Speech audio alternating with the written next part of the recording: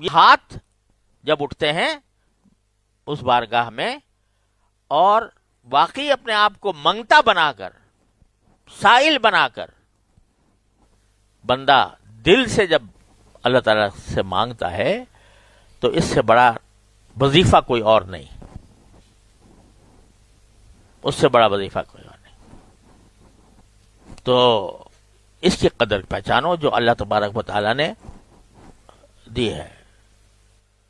الدعاء مخ العبادہ، اور بعض میں الدعاء هو العبادہ، دعا خود عبادت ہے۔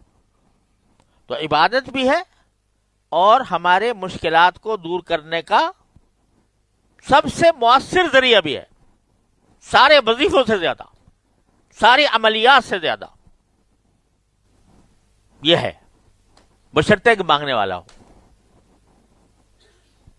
ایسے ہی الفاظ نہیں رٹ لیے اور بے دھیانی میں کہہ گئے، بلکہ دل سے مانگو، یہ یقین کر کے مانگو کہ دینے والا وہ ہے، یہ یقین کر کے مانگو کہ وہ ضرور دے گا،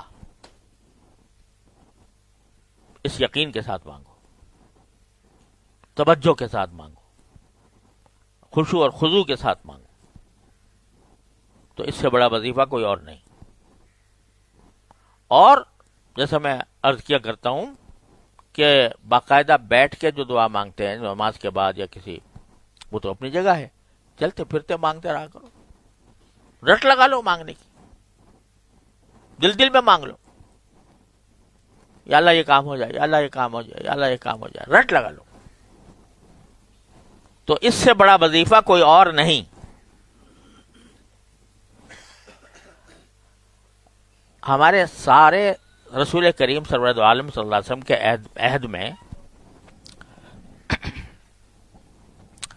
مجھے یاد نہیں پڑتا، ہو سکتا ہے کہیں ہو کہ صحابہ کرام آ کے رسول کریم صلی اللہ علیہ وسلم سے سبھی کچھ معلوم کرتے تھے، کبھی یہ مجھے یاد نہیں کہ حضور یا رسول اللہ صلی اللہ علیہ وسلم آپ میرے باغ میں پوری فصل اچھی طرح پک نہیں رہی ہے، اندیشہ ہے کہ بابا لوٹ جائے گی، تو کوئی وظیفہ بتا دیجیے اس کا کرنے کا، کوئی تعویذ دے دیجیے میں لٹکا دوں وہاں جا کے۔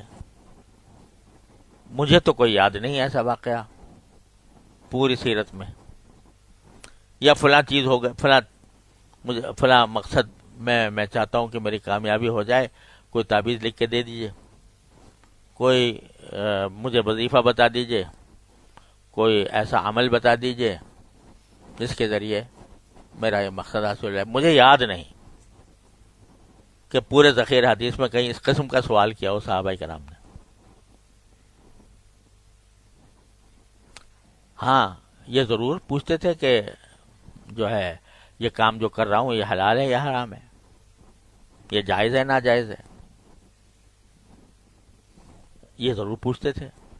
جو اپنی عملی زندگی سے متعلق ہیں ان کے بارے میں سوالات پوچھتے تھے، لیکن مجھے یاد نہیں کہ کوئی وظیفہ پوچھا ہو کہ آپ بتا دیجئے کون سی آیتیں پڑھا کروں فلاں مقصد کے لیے۔ ہاں رسول کریم صلی اللہ علیہ وسلم نے خود بتا دیا کہ بھئی جب تمہیں کوئی حاجت پیش آئے تو 2 رکعتیں پڑھ کے اللہ تبارک و تعالیٰ سے مانگ لیا کرو اور دعا کیا کرو، لا الہ الا اللہ الحلیم الکریم، لا الہ الا اللہ رب العرش العظیم، انی اللہم انی اسألک موجبات رحمتک وعزائم مغفرتک ومنجیات امرک والسلامۃ من کل اثم والغنیمۃ من کل بر والفوز بالجنہ ونجاۃ من النار۔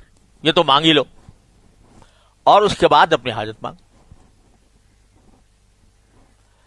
اور تو اور روایات میں یہ بھی آتا ہے کہ حضور نے یہ تلقین فرمائی ربنا آتنا فی الدنیا کذا و کذا، یا اللہ ہمیں دنیا میں فلاں فلاں چیز دے دیجئے، اور جو فلاں کا لفظ ہے اس میں دل میں تصور کر لو میں کیا مانگ رہا ہوں۔ تو دعا کی تلقین فرمائی، یعنی یہ الفاظ ہیں روایات میں ربنا آتنا فی الدنیا کذا و کذا، فلاں فلاں چیزیں دے دیجیے، یعنی یہ سکھا دیا آپ نے کہ بھائی یہ جو بھی تمہیں مانگنا ہو وہ اللہ سے مانگ لو. اور جب یہ کہو ربنا آتنا فی الدنیا کذا بکذا تو دل میں تصور کر لیا کرو اپنی حاجت کا, یا اللہ مجھے صحت دے دیجیے, یا اللہ مجھے جو ہے میری رزق میں برکت دے دیجیے وغیرہ وغیرہ, جو کچھ بھی ہو. یا اللہ میرا بیٹی کا رشتہ نہیں ہو رہا, رشتہ کروا دیجیے, تو میرے بیٹے کا نہیں ہو رہا, اللہ بیٹے کا کرا دیجیے یا اللہ. تو یہ تک سکھا دیا کہ دل میں مانگ لو. تو اصل جو کام ہے انسان کا کسی حاجت کے سلسلے میں, دعا سے بڑھ کر کوئی وظیفہ نہیں. اور اس کے لیے دعا کے لیے سب سے اچھا نماز حاجت 2 رکعت پڑھ کے مانگو, مانگتے رہو. کوئی جو ناشنا سے ادا ہو تو کیا علاج, کوئی جو ناشنا سے ادا ہو تو کیا علاج, ان کی نوازشوں میں تو کوئی کمی نہیں. مانگنے والا چاہیے.